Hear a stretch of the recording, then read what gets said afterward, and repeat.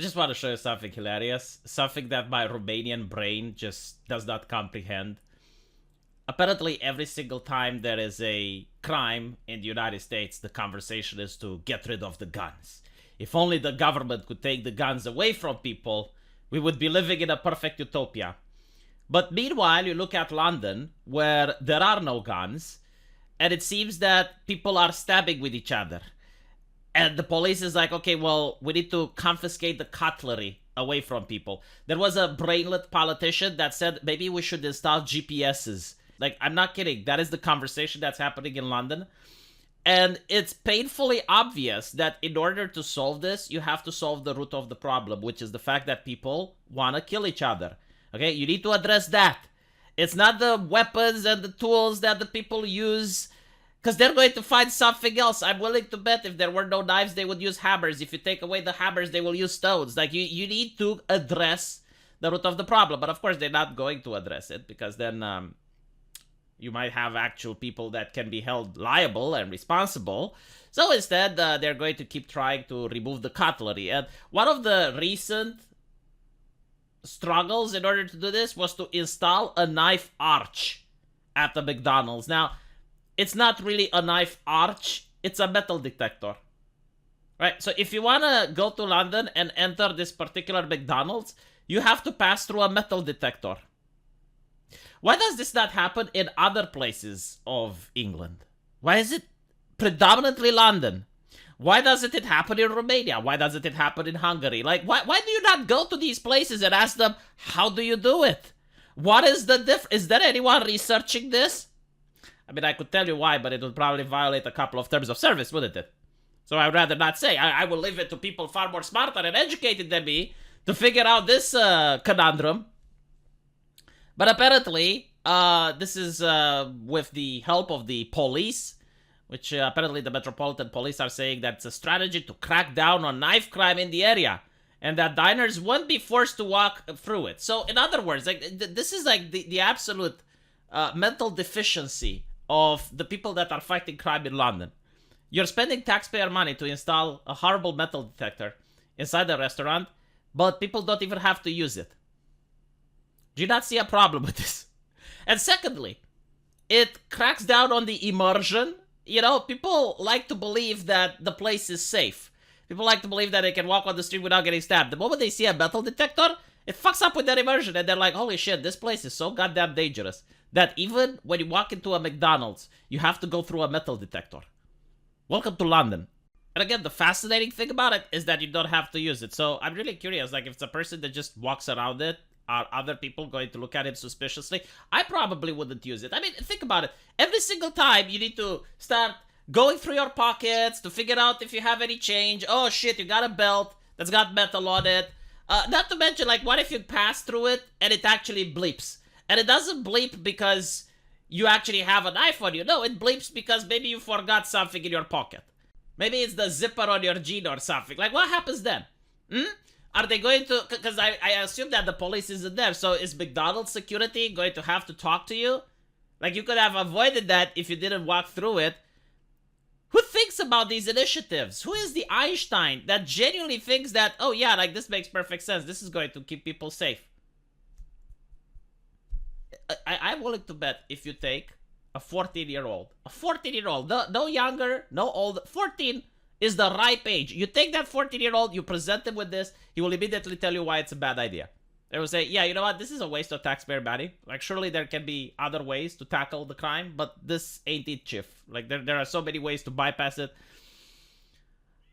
Whatever, you know, apparently it's not going to just be at McDonald's. They also place them in other public places, but I assume, like, in the other public places, like a train station, people have to walk through it. So at least that's different, right? Because, like, when you see it in a public place, a train station, a museum, something like that, it doesn't really break immersion, right? Like, it's different. But when you're in a fucking diner... So, apparently, this is my favorite part. The weapon detectors are part of a wider initiative by Metropolitan Police Cleveland, which started in 2021 after a tragic event happened. The Metropolitan continually defended its use to stop and search, despite research. Oh, fucking hell, research. showing that it disproportionately targets black people in England and Wales. Okay, but does it lower the fucking crime rate? Researchers. And secondly, okay, if it disproportionately targets black people, then target more white people. Seriously, is this a problem? Like, if you were to target more white people, I'm willing to bet most wouldn't care. Because they would be like, okay, well, it's kind of annoying, but fine. If it lowers the crime rate, if we manage to get to this point, if the mayor fucked up so badly that the crime in the city is so high that you have to stop and frisk people, sure, by all means, stop and frisk me. I mean, didn't you already have this during the pandemic? Where you had to show QR codes and, the police would verify why are you out of your house and they look through your shopping bags. Oh, what did the researchers say about that? Did it disproportionately target people? Or what? That was fine because it targeted everyone, right? I remember the videos where the police was out there drinking coffee and having fun while at the same time giving fines to people for violating quarantine.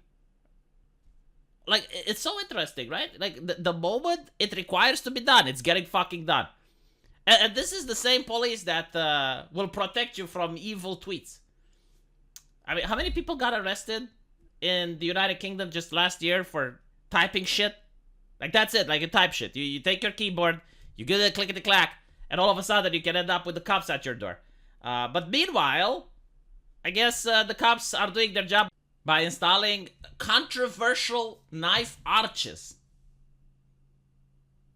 I mean, like, the police doesn't have to be there to frisk if you have to go through the arch, right? Again, I'm genuinely curious what happens if you go there and that thing beeps. And how many people would actually go through it? Another question. Like, if you know you're not doing anything, right? So you don't have anything on you, why would you go through it? At the same time, if you do have something on you, why would you go through it? Who would go through this? Maybe it's like a virtue signal. It's like, look, I'm not carrying.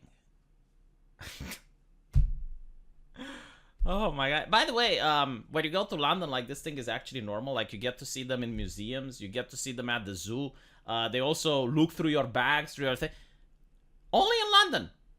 I don't know about any other European cities. It doesn't happen in Romania. In any city that I'm in. And not to mention America, right? They have guns. They have pistols. That doesn't happen, does it? Like, if I go to Texas, do they put metal detectors at McDonald's? Do they what? Maybe they do. I don't know, but maybe they do. I'm starting to think that it's a little bit of a cultural issue rather than the tool issue. Again, in Romania, you can walk with a machete on the street as long as you're not threatening with it, like you're not, and you're just keeping it by your side and you're minding your own business. You can have an axe. No one cares. And accidents don't happen, by the way. Like, no, seriously, like, if you go to the hardware store and you buy an axe and you carry it home, no one asks you anything. But I'm really curious, like, how does that work in the UK, though? How does it work in London? Legit question, like, if you need to buy an axe, how do you go around it? Like, let's say you don't have a car and you need to travel to the store, buy the axe and take it home. How do you manage to get around these laws? Or does it not apply to axes? Because I think it's only to knives, right? Sharp objects. So if it's a blunt axe, what if you, no, actually, what if you carry a knife? Like, you need to buy a knife, right? Like, do you need to keep it in the package? Can you take it out of the package? I'm genuinely curious. I don't know. So I'm asking. Let me know what you guys think, and I'll see you in the comment section.